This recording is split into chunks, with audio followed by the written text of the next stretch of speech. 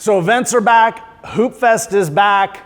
We're bringing them together with our July 22nd event, and in this week's video explaining a little bit about what you'll find at that event.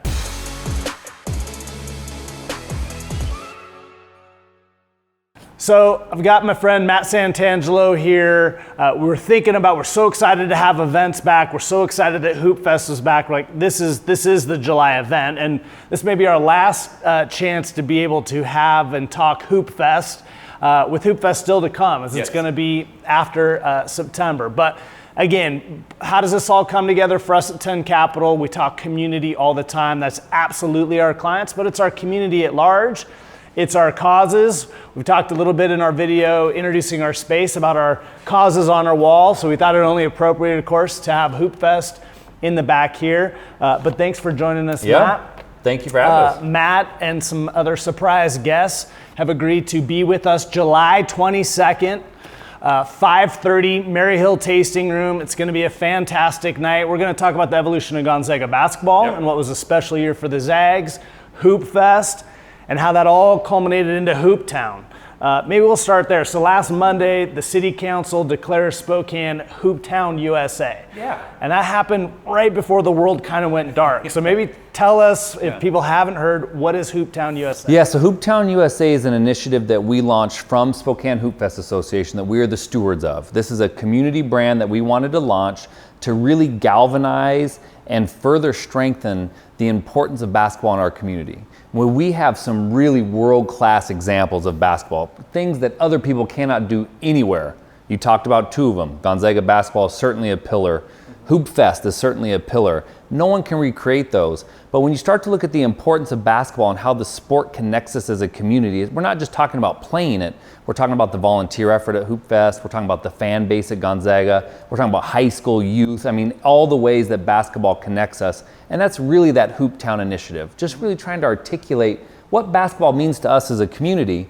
And we, the organization, being the great steward of this new brand, and of course the endorsement from the city saying we are Hooptown USA is a great step in the right direction. And right before we started shooting here, you were mentioning you're pulling in other partners from the community as part of that effort. We are, yeah. Who are a few of those people? What are you doing? Yeah, so part of this idea of, if we're going to say we're Hooptown USA, we got to do cool stuff. You know, we got to continue to build this piece. So we've partnered with No Lie. We did a Hooptown beer previously. We currently partner with Indaba, have a Hooptown coffee. One of my favorites is with iHeart. We have Hooptown 1015 FM, a radio station.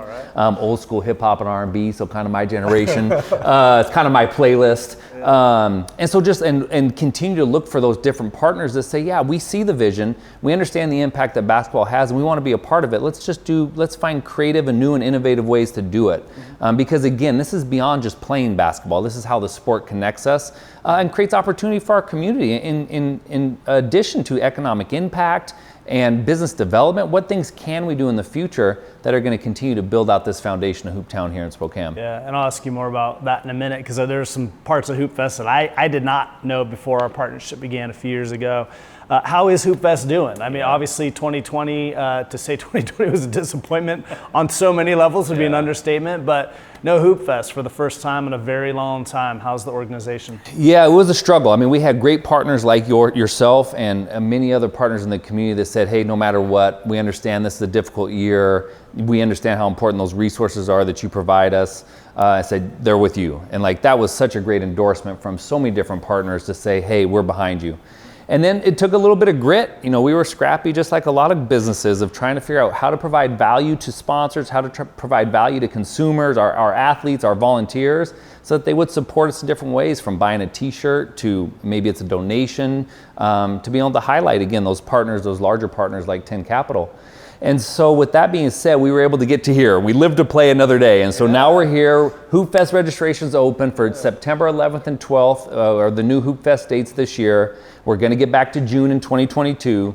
But we're really excited just to be doing what we're meant to be doing, planning for this event, planning to connect with people in the community, and hold an awesome Hoopfest in September. So obviously, for those of you who will make the July event, that's going to be where we're going to flesh out a much bigger conversation of just really genuinely how Hooptown USA came to be with this simultaneous rise. I don't know, maybe Matt will tell us if he thinks they're correlated between Hoopfest and Gonzaga. But As to Hoopfest, people know the tournament, Yep. world's biggest tournament. But I think what they don't know is how many other things you're doing. Maybe share one thing that people don't know about Hoopfest that you think would be important for them to know. Well, I think that really is just the business structure. I mean, we're a nonprofit at the end of the day. I think that's a really important one that people don't know. You talk about these other programs from Spokane AAU to Ignite Basketball to now the Hooptown USA initiative. But at the end of the day, it's just a small business. And so that support, either through you registering a team to play in Hoopfest or one of our outdoor leagues or buying a t-shirt or a basketball, like that's all going to support us that then we get to reinvest in the community. And so I think that that's the one that I would really stress is like at the end of the day, we're just a small business. We're homegrown, we're local, like Hoopfest can't be done anywhere else. Well, and I think that is a key point because I think people hear largest 3-on-3 tournament in the world and they just assume you're flush with cash. Yeah. And no, that's not the case. Yeah, they could use buy a shirt. Buy a shirt. I know you're not supposed to look in the camera, but no, we're not flush for cash. The support's important. Yeah. And you alluded to some of those programs. We'll flesh those out at the event. But doing a lot with underprivileged youth, just the kids in the community in general, that are great things for our community. Last question I'll have for you then. How can people be of help? So we talked about buying the shirts. Yep. You've mentioned all the volunteers. People who are still with us obviously care about Spokane, care about Hoopfest. What's something they could do to help you all out? Well, really two things. Come out and play. I mean, sign up a team. Hoopfest isn't about an elite basketball experience. It's about you and I and a couple buddies just getting back together and going shooting hoops on the weekend. Especially if I'm playing on your team. Yes. We'll get good court location. I know that. But I think, so that'd be the first thing is we have from what will be second graders in September to 78-year-olds play in every type of athlete imaginable under the sun. So it's not just about this, I don't play basketball. Sure you do. At Hoopfest, everyone plays basketball. Right. So come out and enjoy it. If you're not in a position to come play, volunteer, you mentioned it. This thing is done on, Hoopfest itself is on the shoulders of 3,000-ish volunteers.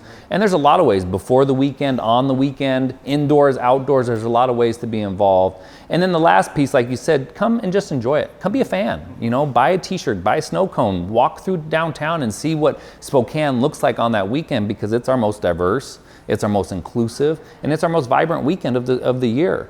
And so there's a lot of ways to enjoy Hoopfest, the event itself, because it is unique and it is ours. So be proud of it too. If they want to go buy a Hooptown shirt, where do they go? HooptownUSA.com. Okay. So on our website, and then all the Hoopfest stuff is SpokaneHoopfest.net.